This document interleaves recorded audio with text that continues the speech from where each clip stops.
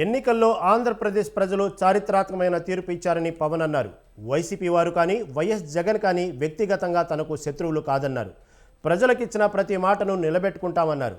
భవిష్యత్తు తరాల కోసం భుజాన వేసుకుని రాజకీయం చేస్తామన్నారు.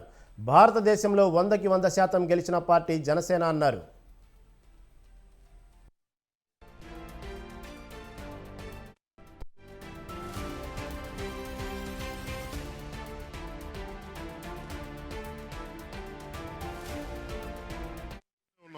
ఇది కక్ష సాధింపు సమయాలు కాదు.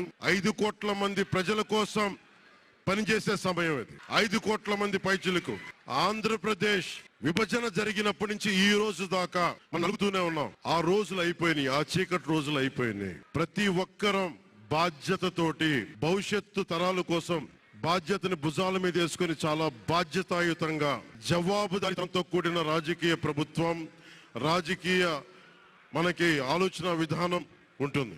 ఏం మాట్లాడాలి ఈ రోజున అనుకుంటా ఉన్నాను. నా జీవితంలో ఎప్పటిదాకా విజయం తెలియదు నాకు. ఎప్పుడు ఒకసారి సినిమాల్లో ఉన్నప్పుడు తొలి ప్రేమ అనే విజయం చూశాను. ఆ తర్వాత నాకెవ్వరు నేను విజయం సాధించానని కానీ డబ్బులు వచ్చినాయని కానీ ఏ ఒక్క సినిమా విజయం చెప్పలే నాకు. నా జీవితం అంతా ఎప్పుడు కూడా దెబ్బలు తింటానో, మాటలు పడతానో, తిట్టించుకుంటానో, నేను ఎంత ఎదిగా నాకే తెలియదు. మీ గుండెల్లో ఈ రోజు నన్ను తీసుకొచ్చి 21 గెలిచే వరకు నాకే తెలియదు. ఇది కక్ష సాధింపు సమయాలు కాదు.